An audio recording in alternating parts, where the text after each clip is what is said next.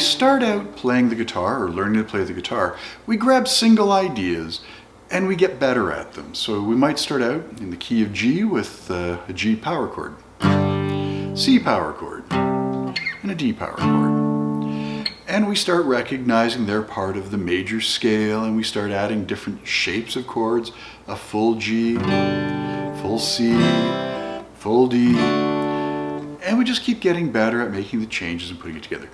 But eventually we start asking ourselves a little more sophisticated question.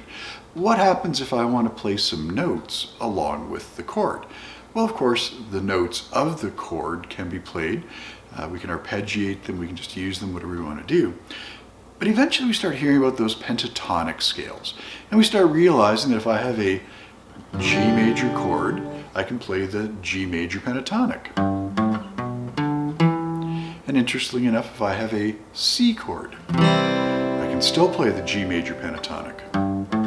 And if I have a D chord, I can still play the G major pentatonic. And it sounds good.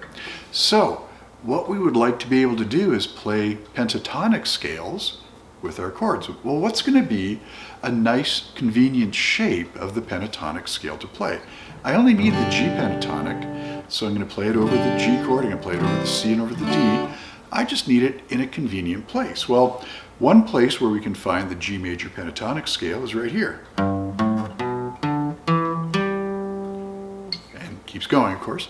But that's not convenient. If I'm here, having to come up to here, pardon me, is not a very convenient way of doing business, if you like. Maybe I'd like it to be more under my fingers. Well, this is where the other thing we eventually started to learn was. We have position 2 of the pentatonic scale, position 1 on one side, position 3 on the other side, and so we are still going to play all the notes of the G major pentatonic scale, but we're going to move it to position 1.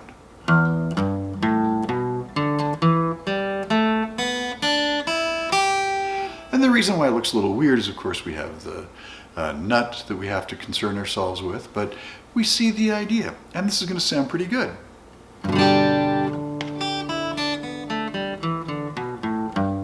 Play it over the C. Play it over the D.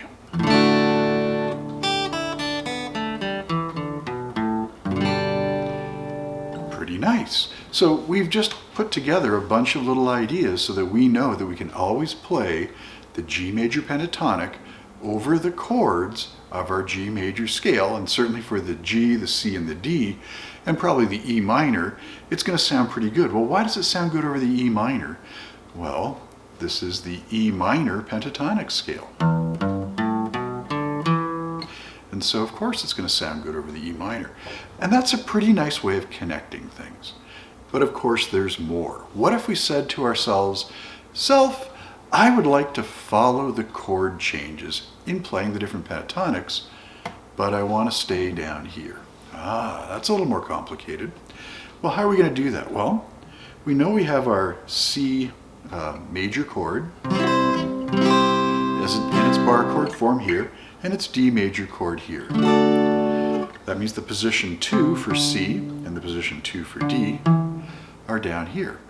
Well, how do we walk those back to this nicer position to play in?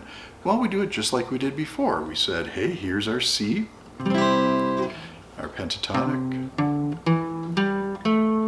position 2, our position 1, our position 5, our position 4.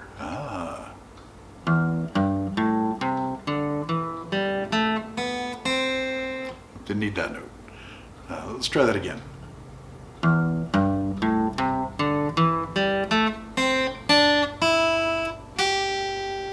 And so we see what happened. We were able to move the major pentatonic scale, the C major pentatonic scale, down to a more convenient position by walking backwards through the various boxes, pentatonic boxes, until we got one that we wanted to play under. And so with the D chord, it's going to go exactly the same. Since we are up 2 frets to go from C to D, we might expect, instead of being in the box 4 of the major pentatonic scale, we'll be in box 3, and that's exactly what happens.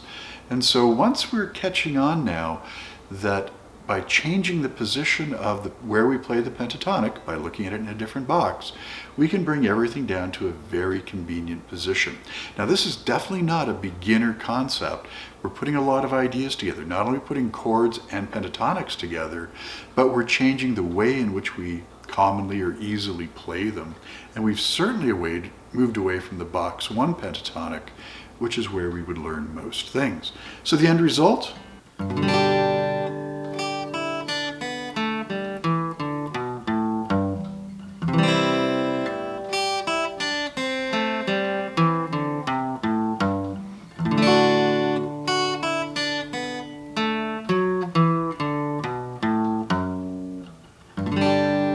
And of course we could use the E minor.